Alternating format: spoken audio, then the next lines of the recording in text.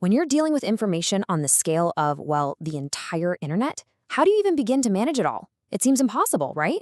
Well, that's the exact question we're tackling today as we break down a core concept for taming all that massive data: collection partitioning. So, here's what we're going to cover. First, we'll get a handle on what this thing actually is. Then, we'll dig into why it's so important. After that, we'll look at the different ways you can do it, the strategies behind those methods, and finally, how the whole approach shifts depending on your system's design. All right, let's dive in. Before we get into all the fancy techniques and the nuts and bolts of how this all works, we've got to start with the basics.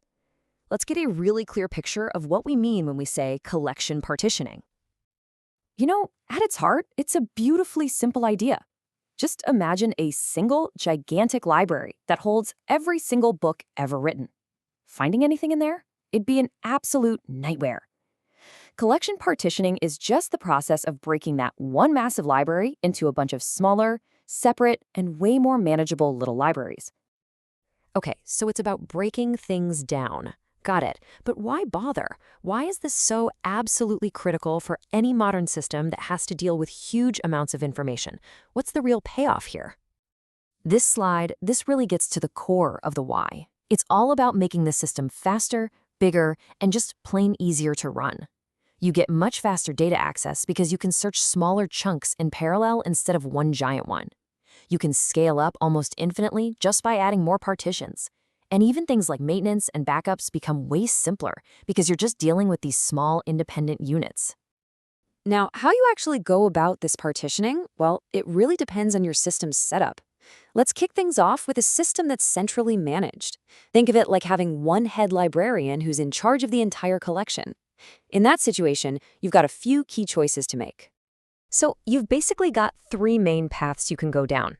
The first one, replication, is the most straightforward. You just put a complete copy of everything on every single server. The second is random distribution, where you literally just scatter the documents randomly across your servers. No real rhyme or reason. And then you have the much smarter option, semantic partitioning, where you intelligently group related documents together. So, all the medical journals go on this server and all the legal documents go on that one over there. Okay, so we know the high-level choices, but let's zoom in a bit. What are the actual technical strategies for doing this? How does a computer system decide, okay, this document goes here and that one goes there? First up, we've got hash-based partitioning. You can think of this like a sorting hat for your data. A special math formula called a hash function takes a look at each document and based on its content spits out a unique number. That number then decides which server the document gets sent to.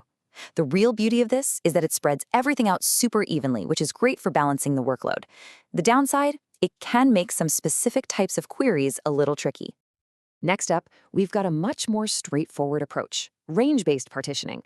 And it's pretty much exactly what it sounds like. You might just say, okay, all documents with IDs from 1 to 1 million go on server A. Anything from 1,000,001 to 2 million goes on server B. And you just keep going like that. It's a very neat, very orderly way to slice up your data.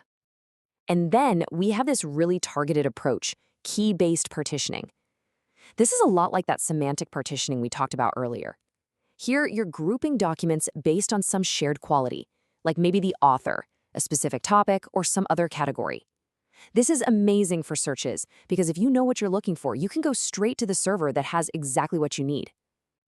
Okay, so here's a really crucial point. All these strategies we've just talked about, they don't exist in a vacuum. The entire architecture of your system, whether it's centralized with one boss or decentralized and spread out, it fundamentally changes the goals and the challenges of partitioning.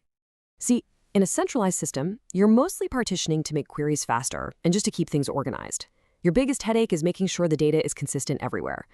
But once you step into a decentralized world, the whole game changes. Now your goals are massive scalability and fault tolerance, meaning the system can keep chugging along even if a server dies. The brand new challenge?